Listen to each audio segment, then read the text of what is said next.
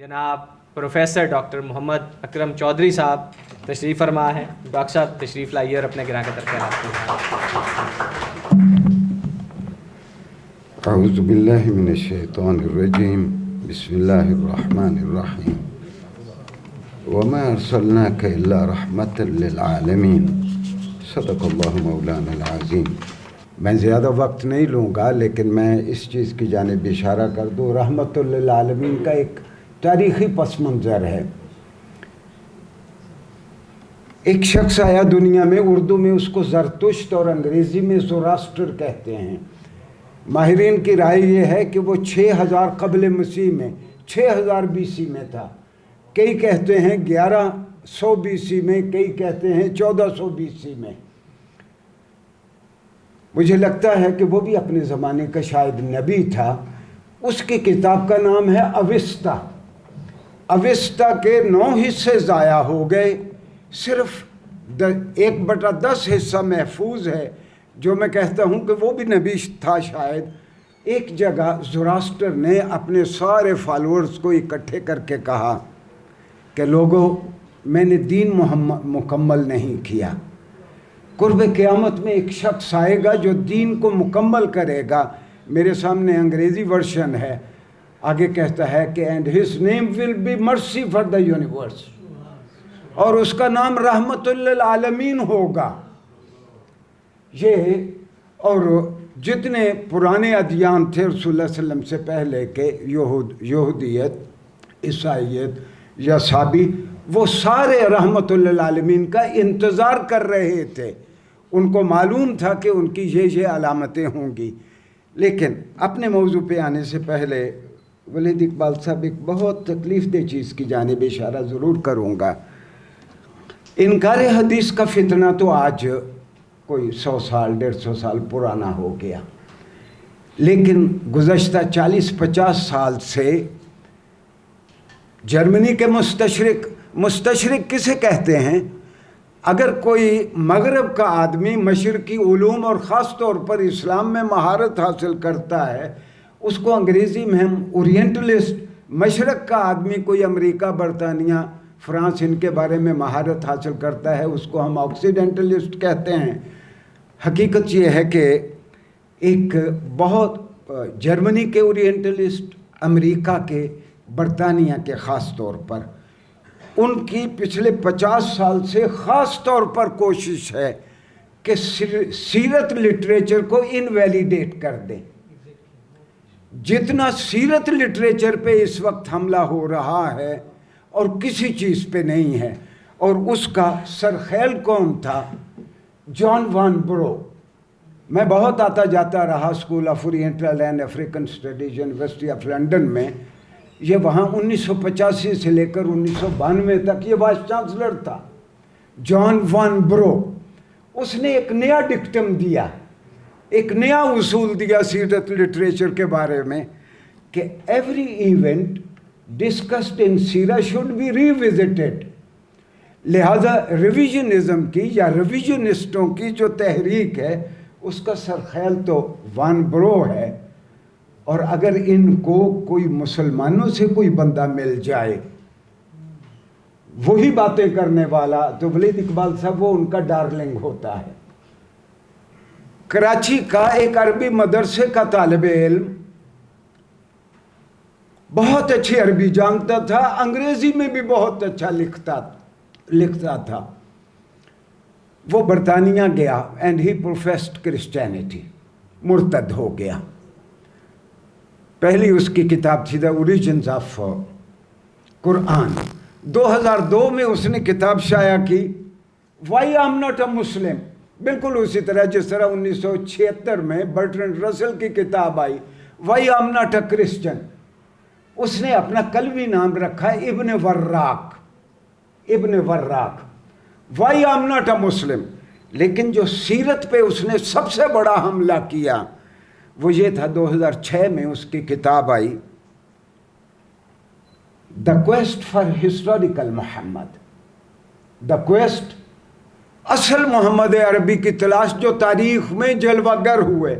اور وہ بات یہاں ختم کرتا ہے کہ یہ جتنی سیرت نگار ہیں محض عقیدت کی بنیاد پر انہوں نے ساری اچھی اچھی چیزیں آپ صلی اللہ علیہ وسلم کے نام کے ساتھ وابستہ کر دی ہیں، اور یہ سیرت کے سارے واقعات دے شوڈ بی ریوزٹڈ، اور یہ سارے ملمہ سازی ہے، جھوٹ ہے، من گھڑت ہے۔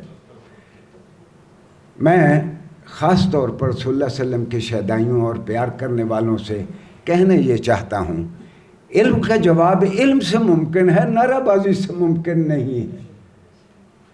علم کا جواب اگر علم سے دیا جائے تو دنیا کو سمجھ آئے گی۔ اچھا، ایک مرتد نے، سابق مسلمان نے جب یہ دا کویسٹ فار ہسٹوریکل محمد لکھی تو مغرب کے اورینٹلسٹوں کو بہت حوصلہ ہوا۔ آپ حیران ہوں گے 2012 2013 2015 18 میں بار بار کتاب چھپتی رہی رابرٹ سپنسر کی، ڈڈ محمد ایگزسٹ کتاب کا نام ہے۔ آپ دیکھیں، جو بچے آج یہ انٹرنیٹ خوب جانتے ہیں، ڈڈ محمد ایگزسٹ، یعنی رابرٹ سپنسر یہ کہتا ہے اورینٹلسٹ کہ مسلمانوں نے ایک دیو مالائی شخصیت فرض کر لی، وہ تو پتہ نہیں آئے بھی تھے دنیا میں کہ نہیں، اور ساری اچھی اچھی باتیں ان کے ساتھ وابستہ کر دیں۔ شمع رسالت کے پروانوں کو اگر یہ بھی معلوم نہیں ہے کہ رسول اللہ صلی اللہ علیہ وسلم کے بارے میں کیا لکھا جا رہا ہے، میں بڑے دکھے دل کے ساتھ کہتا ہوں، پاکستان کے عربی مدارس، دینی مدارس، شعبہ عربی و اسلامیات بخدا جو ان کو کام کرنا چاہیے تھا وہ کام نہیں کر سکے۔ ہاں، میں بہت اختصار کے ساتھ آج کے موضوع پہ آتا ہوں کہ socio political institutions established by Muhammad صلی اللہ علیہ وسلم، اور میں بہت اختصار کے ساتھ، میں بہت تفصیل میں نہیں جاؤں گا، وہ یہ کہ رسول اللہ صلی اللہ علیہ وسلم مدینہ منورہ میں آئے۔ آج تک کبھی ہم نے غور ہی نہیں کیا جب آپ مدینہ میں آئے تو مدینہ کی آبادی کتنی تھی۔ تذکرہ نگار لکھتے ہیں کہ مدینہ کی آبادی 10,000 تھی۔ اچھا، جس نے اپنی قوم کو منظم رکھنا ہے تو وہ اس کے وسائل دیکھتا ہے، وہ انڈیجنس اپنی کیپیبلٹیز دیکھتا ہے۔ تو رسول اللہ صلی اللہ علیہ وسلم نے کچھ صحابہ سے کہا، اور میں بخاری اور مسلم دونوں کو کوٹ کر رہا ہوں، کہ ان میں مسلمان کتنے ہیں 10,000 میں؟ تو بخاری اور مسلم دونوں مجموعہ حدیث ہیں، انہوں نے لکھا ان 10,000 میں 1,500 مسلمان ہیں۔ جو مسلمانوں کی پہلی فہرست رسول اللہ صلی اللہ علیہ وسلم کے سامنے پیش کی گئی، 1,500 نفوس مسلمان تھے۔ ہجرت کرنے والے تو آپ کے ساتھ مکہ سے آنے والے، بعض تذکرہ نگار لکھتے ہیں 121 تھے، بعض کہتے ہیں 81 تھے، بعض کہتے ہیں 110 تھے۔ اسی لیے آپ نے اپنا مرکز بدلا۔ آپ نے آ کے جو پہلا کام کیا، سارے وہاں کے یہودی، عیسائی، سابی، پیگن قبائل کو اکٹھا کر کے آپ نے کہا کہ ہم امن کے ساتھ رہیں۔ یہ جو پارٹیاں تھیں جنہوں نے پھر الٹیمیٹلی مدینہ چارٹر سائن کیا، there were 44 parties، اور جو پہلا تحریری دستور محمد علیہ السلام نے دیا اس کے آرٹیکلز تھے 56 یا 57، اور اس میں لکھا گیا کہ یہ سوشل لبرٹی سب کو حاصل ہوں گی۔ پرسنل لا کی، یہ ہندوستان میں مسلمان روز چیختے ہیں پرسنل لا کے لیے۔ یہودیوں کا فیصلہ یہودی قانون کے مطابق، عیسائیوں کا فیصلہ ان کی شریعت کے مطابق، یہ چارٹر آف مدینہ کے آرٹیکلز ہیں، اور ان سب کا فیصلہ، اور پیگن اور بت پرستوں کا فیصلہ مقامی روایات کے مطابق ہوگا۔ تو یہ احترام آدمیت کی ایک مثال تھی جو رسول اللہ صلی اللہ علیہ وسلم نے مدینہ چارٹر پہ دستخط کرواتے ہوئے۔ اور دوسرا آپ نے جو بہت بڑا کام، ہاں، ڈاکٹر حمید اللہ کی تحقیق، اللہ انہیں کروٹ چین دے، چند سال پہلے حمید اللہ فوت ہوئے، ہمارا ان سے بہت رابطہ رہا۔ حمید اللہ نے اس تحقیق پہ پہنچے، یہ جو 44 اینٹیٹیز جو تھیں مدینہ چارٹر سائن کرنے والی، ان کی جو ٹیریٹوریل جورسڈکشن تھی، رسول اللہ صلی اللہ علیہ وسلم نے اس کے ارد گرد برجیاں لگوا دیں، گویا اسٹیٹ آف مدینہ کی جورسڈکشن کا رسول اللہ صلی اللہ علیہ وسلم نے تعین کر دیا. یہ ایک اسٹیٹ کا کیسا تصور رسول اللہ صلی اللہ علیہ وسلم کے ذہن میں تھا کہ انہوں نے مدینہ کی ریاست کے ارد گرد انہوں نے برجیاں لگوا کے اس کی حدود کا تعین کر دیا. یہ جو 40 قبائل 44 قبائل تھے، رسول اللہ صلی اللہ علیہ وسلم نے ان سے کہا کہ ان میں سے ہر قبیلہ 100 اونٹ بیت المال کو دے گا. آپ نے بیت المال، اچھا عزیز بچوں، یہ موڈ آف پروڈکشن بدلتے رہے ہیں. آپ صلی اللہ علیہ وسلم کے زمانے میں جس کے پاس زیادہ بکریاں، زیادہ گھوڑے، زیادہ اونٹ تھے وہ زیادہ امیر تھا. پھر موڈ آف پروڈکشن آ گیا جس کے پاس زرعی زمین زیادہ ہے.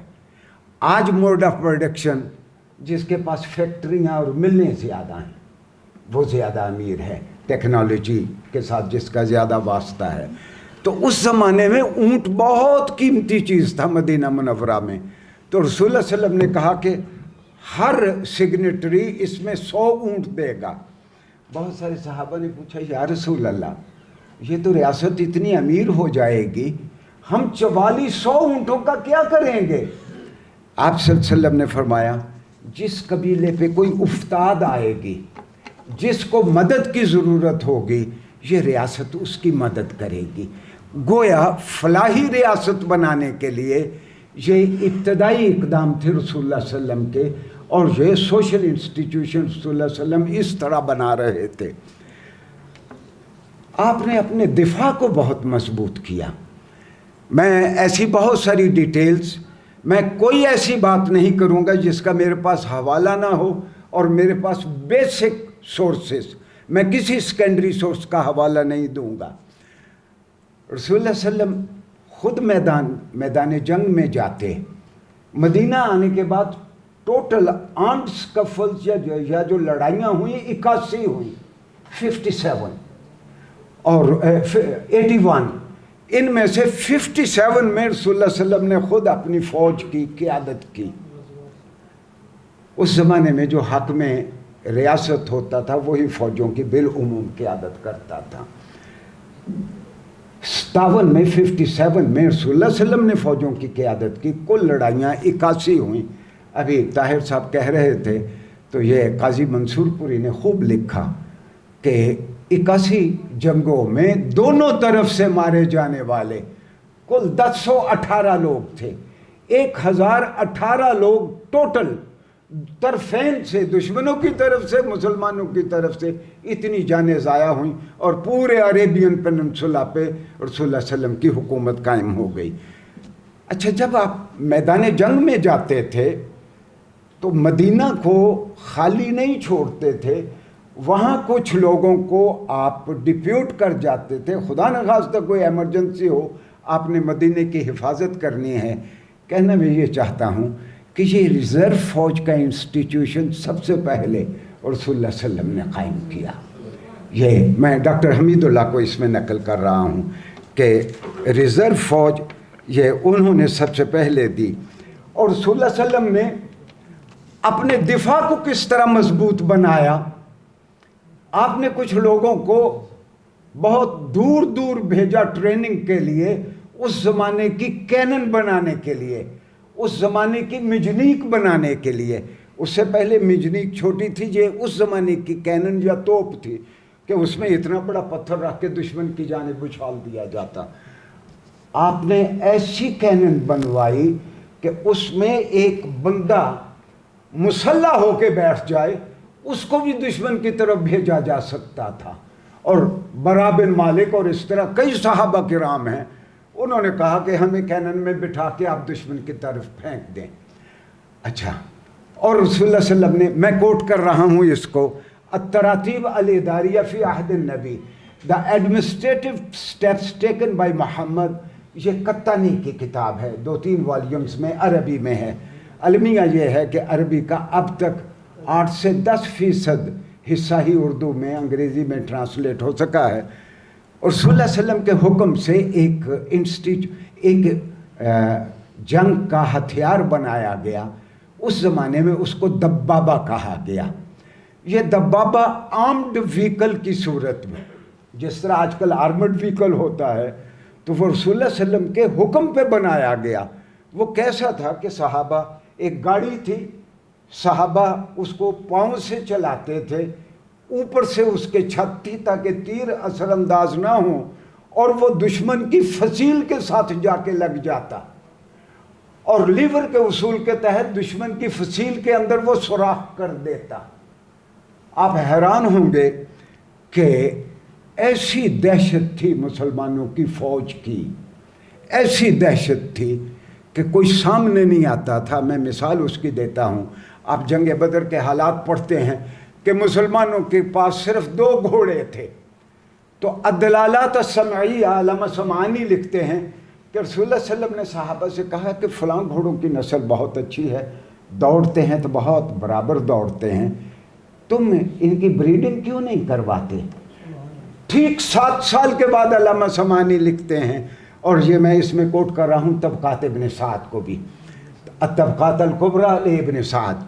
इब्न साद लिखते हैं कि रसूलुल्लाह सल्लल्लाहु अलैहि वसल्लम 9 हिजरी में जब ग़ज़वा तबूक के लिए निकले तो आपकी फ़ौज में 10,000 घोड़े थे, आपकी फ़ौज में 10,000 घोड़े थे। गोया रसूलुल्लाह सल्लल्लाहु अलैहि वसल्लम ने उस, हाँ, तबूक में जाकर रसूलुल्लाह सल्लल्लाहु अलैहि वसल्लम 20 दिन बैठे रहे, और सीजर उस वक्त अपने प्रोविंशियल हेडक्वार्टर दमिश्क में था, सीरिया के हेडक्वार्टर दमिश्क में था अपनी फ़ौज के साथ। सीजर को ये जुर्रत नहीं हुई कि मुसलमानों की फ़ौज के सामने आ जाए। ये अल्लामा समानी की अद्दलालात अस्समईया। हमारा मसला ये है, हम जमाल मुस्तफ़ा भी अपनी जगह पे ठीक है, उन पे हमारी जान फिदा हो उम्मी व अबी, और ये मोजज़ाती चंद वाक़यात को हमने सीरत कह दिया। और रसूलुल्लाह सल्लल्लाहु अलैहि वसल्लम ने खुद किया क्या, यानी मिसाल के तौर पर रसूलुल्लाह सल्लल्लाहु अलैहि वसल्लम के पास 20 कबाइल आए, या रसूलुल्लाह हमें मदीना में ठहरने की इजाज़त दें। रसूलुल्लाह सल्लल्लाहु अलैहि वसल्लम कहते कि नहीं, शहरों को छोटा रखो, तुम फलां जगह पे चले जाओ, वहाँ जाके नई बस्ती बना लो, और देखो जब नई बस्ती बनाओ तो उसकी गलियाँ कम से कम 20 ज़िरा की रखो। अच्छा, जो ज़िरा है वलीद साहब आपको मालूम है, सारे वकला को मालूम है, यहाँ मरला 224 फुट का है, बहावलपुर में आपके शहर में मरला 275 या 272 फुट का है। अच्छा, इसी तरह ज़िरा कहीं 24 इंच का था, कहीं 27 इंच का। मैं समझता हूँ कि मदीना में 27 इंच का था। तो रसूलुल्लाह सल्लल्लाहु अलैहि वसल्लम फरमाते हैं जब भी गलियाँ रखो कम से कम 45 फुट चौड़ी रखो, गलियाँ तुम 45 फुट चौड़ी रखो। अच्छा, सिर्फ यही नहीं, रसूलुल्लाह सल्लल्लाहु अलैहि वसल्लम बैठे हैं, एक शख्स आया, उसने आके या रसूल अल्लाह, मेरे पड़ोस में किसी ने फाउंड्री लगा ली है, वो सारा दिन लोहा पे गलाता है और धुएं से हमें सांस लेना मुश्किल हो जाता है। मेरे पड़ोस में जहाँ लोहा पिघलाया जाएगा वहाँ लोहा कूटा भी जाएगा। तो रसूलुल्लाह सल्लल्लाहु अलैहि वसल्लम ने सैयदना उमर को भेजा कि उस फाउंड्री वाले को कहो कि अपनी फैक्ट्री को शहर से इतना बाहर ले जाए। गोया, अच्छा, ये जो इदारे होते हैं सोशो पोलिटिकल इंस्टीट्यूशन, ये चश्मे ज़दन में नहीं बनते। गोया रसूलुल्लाह सल्लल्लाहु अलैहि वसल्लम इस बात की टाउन प्लानिंग की बुनियाद रख रहे हैं कि industrial state should be out of, वो हैबिटेट से दूर होनी चाहिए, इंसानी आबादियों से दूर होनी चाहिए। और रसूलुल्लाह सल्लल्लाहु अलैहि वसल्लम ने उस फाउंड्री को मदीना से निकलवा दिया, और ताकि मदीना की इकोलॉजी डिस्टर्ब ना हो। बहुत सारी बातें हैं, मैं इसको यहाँ ख़त्म करता हूँ। रसूलुल्लाह सल्लल्लाहु अलैहि वसल्लम ने 2 सोशो पोलिटिकल इंस्टीट्यूशंस कायम किए, एक आयराफा और एक निकाबा। जब 10 आदमी मुसलमान होते आप उन पे 1 आदमी अमीर मुकर्रर कर देते। जब 10 अरीब इकट्ठे हो जाते तो आप उनका एक लीडर, यानी 100 आदमियों का लीडर आप एक को मुकर्रर कर देते। और सरदार साहब, मैं दुखे दिल के साथ कहता हूँ, आप किसी अरबी मदरसे में चले जाएं, वो एक हदीस बयान करते हैं, अन मुसअब बिन उमैर अहदुन नुक़बा। मुसअब बिन उमैर से रिवायत है कि रसूलुल्लाह सल्लल्लाहु अलैहि वसल्लम ने फरमाया, मुसअब बिन उमैर جو دین کی بہت حفاظت کرنے والے ہیں. یعنی دینی مدارس میں کسی کو اندازہ نہیں ہے کہ یہ اس وقت کا ایک سوشل انسٹیٹیوشن تھا. اور وفاء الوفا میں سمہودی نے لکھا ان کے 3 فرائض تھے. جتنے بھی نقیب تھے ان کے 3 فرائض تھے. 3 فرائض کیا تھے؟ کہ ان لوگوں کی ویل بینگ کے بارے میں حکومت کو مطلع کریں، جو سرکاری آرڈرز آئیں اس سے اپنے لوگوں کو مطلع کریں. نمبر 2، ان کو ہائر ویلیوز سے متعارف کروائیں. نمبر 3، ان کی انفارمل ایجوکیشن، کہ یہ رزق حلال کس طرح کما سکتے ہیں، اچھی زندگی کس طرح کما سکتے ہیں. یہ سمہودی کی ایک کتاب ہے، وفاء الوفا، علامہ سمہودی کی. لیکن اس میں ایک اور چیز بھی، اور آخری اہم یہ ہے کہ رسول اللہ صلی اللہ علیہ وسلم نے نظام قضاء کو بہت اچھا آپ نے قائم کیا. جب ایک علاقہ فتح ہوا، حضرت رسول اللہ صلی اللہ علیہ وسلم نے سیدنا علی کو کہا کہ میں آپ کو وہاں کا جسٹس مقرر کرتا ہوں، جج مقرر کرتا ہوں. سیدنا علی اس وقت نسبتاً جوان تھے. آپ نے کہا یا رسول اللہ، میں نے تو آج تک کبھی کوئی فیصلہ نہیں کیا، میں کس طرح فیصلہ کروں گا؟ رسول اللہ صلی اللہ علیہ وسلم نے فرمایا جو نالش لایا ہے پہلے تو اس کی بات اچھی طرح سن لو، ریکارڈ کر لو. اس کے بعد جس کے خلاف دعویٰ ہے پہلے اس کو، یعنی مدعا علیہ کو اچھی طرح سن لو، پھر دونوں کی شہادتیں سن لو. اور یاد رکھو البینۃ علی المدعی، یہ ثبوت پیش کرنا پروسیکیوشن کے ذمے ہے.